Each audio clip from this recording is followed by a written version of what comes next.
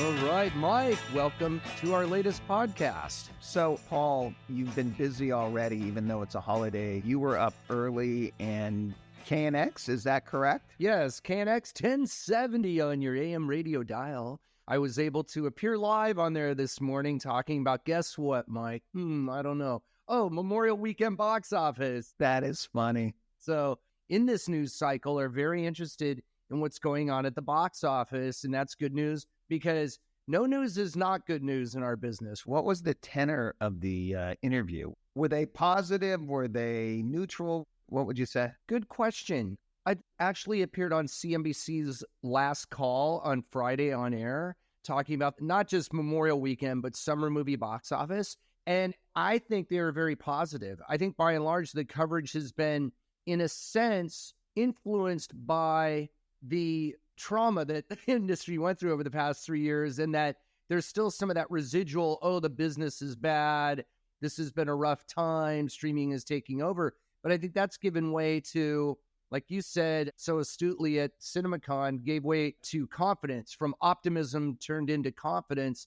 And I think now the press outlets and just analysts, we're getting that. And every movie is going to do different types of business. Like you've said, Mike, there's going to be hits and flops. The movie gods come in and decide that. So yeah, so generally very positive. And then I'm doing a summer movie preview, which will air, I think, today or this week on Extra. So this is good stuff, Mike. It's good that everyone is interested in the movie theater and what's happening. Well, it's interesting you bring that up. So I started thinking about how does this Memorial Day weekend fall in line with like the last 15 years of Memorial Day weekend. And it was interesting because this is the second, what I would say, post-pandemic weekend. Last year we had Top Gun obviously opening, and doing the projections on Saturday morning was a bit of a challenge in that there isn't a lot of historical data to go on. So, initially based on basically last year, because that's really all you had to go on, as well as looking back to like 2017, 18, 19, when Aladdin opened, you try to project where Little Mermaid would go. And everybody on Saturday morning, based on the Thursday and the Friday, were, oh, okay, they're going to go and do 105, and it looks like 125 to 130 for the 4 days. We wake up on Sunday morning. Saturday did not have the same pop, so to speak. And, there's a lot of factors that go into that. How many people were out of work on Friday that, elevated that gross, that created the Saturday doesn't get quite the same pop that, it did before. Just not a lot of data to go on. So yeah, I'm jumping around here a little bit, but the numbers came in slightly lower than where we had them Saturday morning at Little Mermaid 95.5 for 3, and it looks like about 117.5 is what they're projecting for the 4 days. Correct. So if we were talking about a movie that was opening, if we had come out and said it's 10.5 million for 3 and it ended up being 9.5 million, nobody would say anything. You're off by $1 million.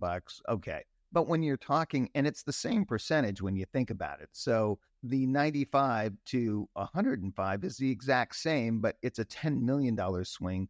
So even though it's a small, from a percentage standpoint in the modeling, it's a big number and it appears to be more. So I just kind of wanted to put that into context that this projection is not an exact science, and it has a lot to do with pulling up the comps and looking at it. But all that being said, this was still, I believe, the 7th best opening for a Memorial Day movie ever. Mike, it was actually solid. And let's say you weren't in the business and you didn't know about the 130 projection for 4 days. You see that 117.5. That's actually a pretty damn good number. Look, the overall Friday through Monday, and the final numbers will be in tomorrow on Tuesday, and we'll have a better idea of what those finals are. But the weekend's coming in at over 200 million, probably around 202 to 205 million. For all films for Friday through Monday, to be in the 200 million realm, which we certainly did last summer when Top Gun Maverick powered a overall industry weekend of 224.4 million. This is down from that, but to be in the 200 million range after a 2021, that, get this, for the Friday through Monday period was 98 million. The summer of 2020 Memorial Weekend generated $842,767. Well, and you teed it up.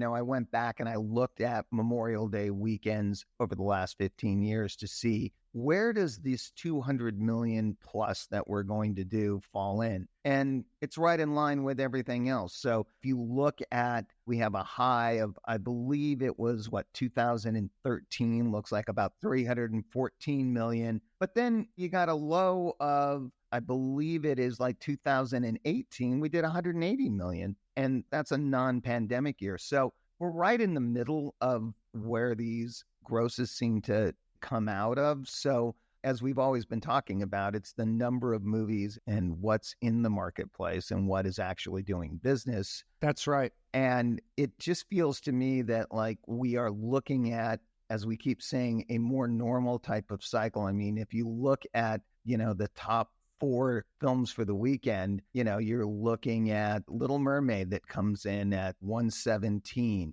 You got Fast X that's going to come in at 28.6. You have Guardians of the Galaxy at 26. Super Mario, which continues to amaze at 8.36. And you're looking at $561 million of total box office, $47 million behind being the top animated movie of all time. And for the last, 2.5 weeks, that movie's actually been available in-home as well at a $24.99 price to rent, $29.99 to own. So the marketplace is finding its footing. I think that it's very interesting, too.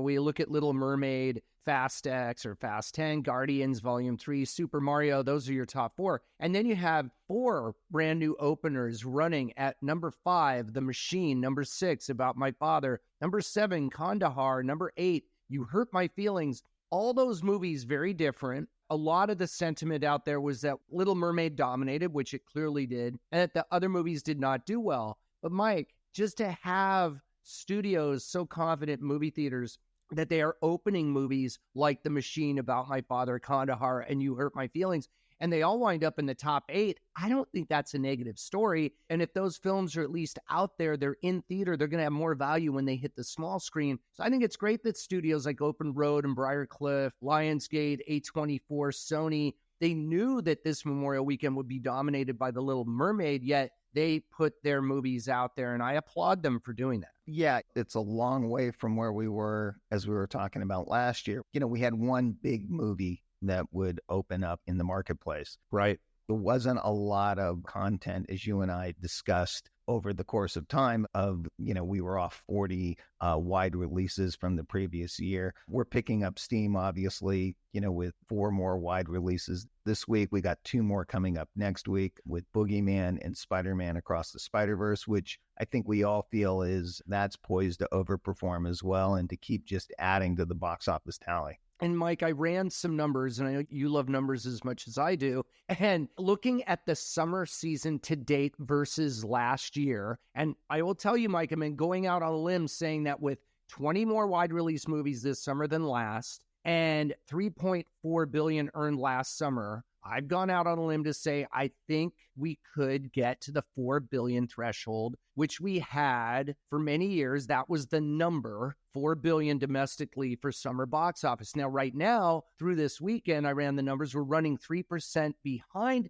last summer, but we have a long way to go. Well, kind of a long time to get there, to quote Smokey the Bandit, but I'm not concerned that we're down 3% right now. We're just getting started. And I think, Mike, at some point, you and I on this program should do an overview of August and compare August this year to August of last year, because I'll tell you, there's a lot of big movies set for August of this year, whereas last year it was all about Bullet Train. But I'm getting a little ahead of myself. I'm thinking, Mike, I want to ask you what your opinion is on the $4 billion benchmark. Can we get that this year? Yes, I think it's absolutely doable. So when you talk about, okay, we're running few percentage points behind last year at this point. Remember, Memorial Day weekend last year had Top Gun Maverick opening to $160 million. Right. And the entire weekend, as you said, did whatever it was, $223 million for the 4 days. But 160 of that came from, one movie. We're now looking at where the wealth is being spread out a little bit more. And when you have Spider-Verse, you have Boogeyman opening, as we've kind of looked at, what else is coming up. And then you have Transformers coming on June 9th. And then you have Flash, Elemental, and The Blackening on June 16th. Then you have No Hard Feelings, Asteroid City, which it's already getting such great reviews, on June 23rd. Then we have Indiana Jones and The Dial of Destiny. And Joyride. And then you have Joyride and Insidious on July 7th, and as well as the Angel Studios film, Sound of Freedom. And Angel Studios has been making a lot of noise. They had His Only Son that came out and overperformed. So a lot of people are keeping an eye on that one to see, can they repeat the lightning in a bottle, so to speak. And then July 14th, you have a little movie called Mission Impossible. Oh, and Mike, they moved it up to the 12th. They wanted a couple extra days on that one, which is pretty cool. That's true. We're going on Wednesday with that. But my point being is, and then you go into Barbie and Oppenheimer, and then you've got the Haunted Mansion from Disney on the 28th. And then to your point, we start looking at August. Last year, if you remember, the entire calendar came to a screeching halt after Bullet Train. It sure did. But this year, you've got The Meg and Teenage Mutant Ninja Turtles that are going on the 4th. Then you have Gran Turismo on the 11th. And then you have Whitebird, you have Strays, The Hill, Blue Beetle on the 18th. And then on the 25th, you've got the expansion of Whitebird from our friends at Lionsgate. You have Retribution, the next Liam Neeson movie from Roadside. You get into September and we have The Equalizer. And then the following week, we have My Big Fat Greek Wedding. Mike, you're getting me too excited. Well, all I'm saying is the difference between this year and last year is, as you start going week after week, is the content is there. So to your point, can we do a $4 billion summer? Absolutely. Are all of these movies going to hit to the level that we all want them to? Probably not. But that's the movie business. But also, I would say there's probably something in there that we haven't given as much credit to or as much optimism to that's going to overperform. Mike, what do we call those? A sleeper.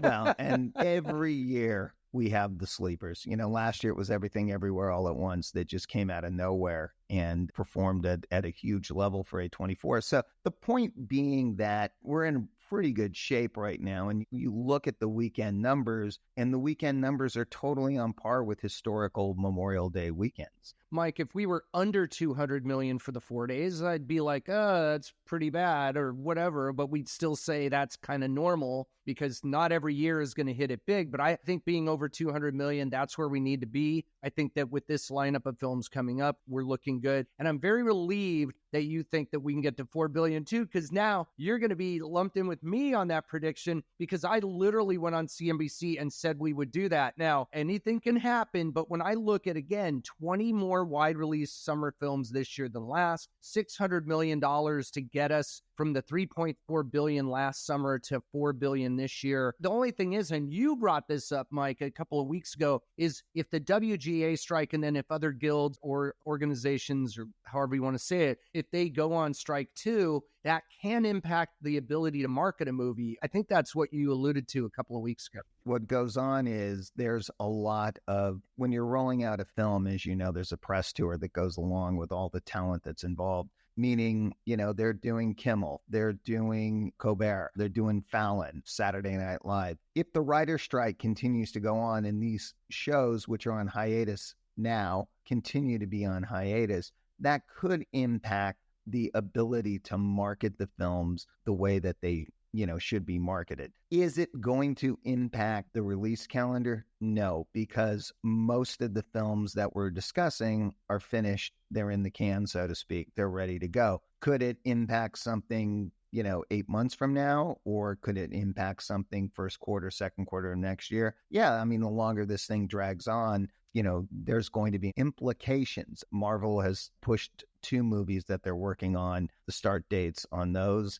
So will that impact the release dates? It depends on how quickly they can get back up and running and how much time they can make up. But something to keep an eye on, not something necessarily at this point to. But it's when you brought it up, it really was interesting because if you think about it, I'm not an expert on the WGA and the strike and all the, we just hope it gets resolved quickly, which I don't know if that's going to happen. But if actors go out also and other guilds in solidarity with the writers, I mean, that makes it tougher to market the movie. That's just sort of my only wild card that kind of like to throw out there. Would that take us from a $4 billion summer to a $3 billion? No, not at all. Here's the thing. It's going to have very little impact on the summer. It could have a larger impact on 2023 in whole. I keep saying, you and I have talked about this. My number for the year, kind of putting the target, is $10 billion. I think $10 billion year, it's a great benchmark. You're talking about really being down about 10% off of where we were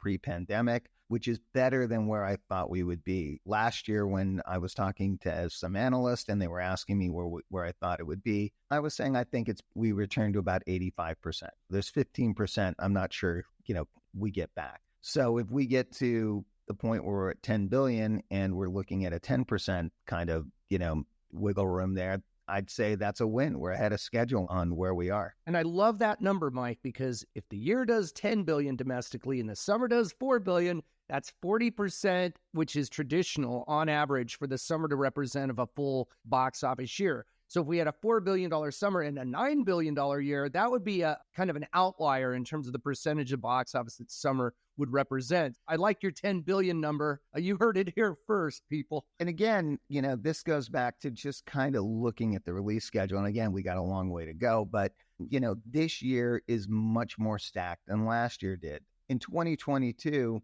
it was $7.5 billion. We all did really well, but there were a couple of movies that really pulled everything along. Obviously, Top Gun pulled the summer along. Well, there were a lot of big movies, but obviously at $718 million, that's going to be a big pull. And then, of course, Avatar coming in, really making up for a lack of product in the Christmas season.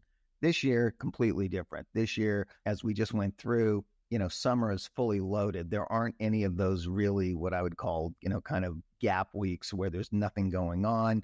The fall is just packed again. There's 2 weekends right now in December. You have the first weekend in December and the second weekend in December, which right now don't really have any movies on it. But that's it. Once you get into the holidays, it's more of a traditional Christmas where we look like we've got 4 or 5 films that actually have some meat on the bones. I remember at CinemaCon, there were a lot of movies that were presented that said opening Christmas, not necessarily exactly on Christmas Day, but around Christmas time, which was, I think, a huge boost for the industry. When you come in at the end of the year with momentum, instead of going out with a whimper, going out with a bang, so to speak, I think that's really important. That's really good for the industry. November and December look fantastic. They look great. And finishing with a bang, again, to me, makes me very optimistic that a $10 billion year is doable. Is it a slam dunk? Absolutely not. But is it something that we can get to? Absolutely. And, it'll be interesting at the end of the year to take a look at, as the marketplace is kind of changing around, you see even something like Little Mermaid this week, which had, over 20% of the tickets that were sold were for the premium large screen formats. That is kind of showing that with the exhibitors upping their game and creating a unique environment to view these films, this is, again, something that's separating it from watching at home. And Mike, I think, too, maybe this is our special Memorial Day episode of Ticket to Ride with Paul DeGarabedian. I'm Senior Media Analyst for Comscore. Mike Polidor, President of Paper Airplane Media. I think this is a great way to start off Memorial Week. I'm heading up to Show Canada. I'm going to be moderating a panel up there on Thursday, and I'm really excited about that. And I think, Mike, we should do a month-by-month breakdown on one of our future episodes. That would be a great thing. So what I want to know is who's on the panel on Show Canada? So it's Jim Orr and Ellis Jacob. Jim Orr, President of Distribution for Universal, and Ellis Jacob, the head of Cineplex. You got 2 great guys there. I mean, Jim and Ellis are 2 of the good ones, 2 of the more knowledgeable guys you're going to find in this business. That should be a great panel, Paul. I'm really excited for it. I'm just going to sit back and let them run. And yeah, Ellis Jacob, president and CEO of Cineplex, I should have said. I'm really excited. Yesterday put all my talking points together because I'm a procrastinator. I should have this done 2 weeks ago, Mike, but I'm ready to go. I'm going to do a special presentation that we're just updating the year to date with our Comscore data. And then I'm going to do a roundtable discussion with Ellis and Jim. So that should be pretty fun. That's going to be great. And I think Show Canada is up in Vancouver this year. It is in Vancouver, and I'm going to Grouse Mountain on the final day. Going to see some grizzlies. I like it. Take your bear repellent. I will. All right, Mike. Well, TTR, Ticket to Ride, on a special Memorial Day edition. And Mike, I'll see you at the movies, and I'll see you when I get back from Show Canada. Looking forward to it. Travel safe. All right, Mike. Thank you. Have a good one.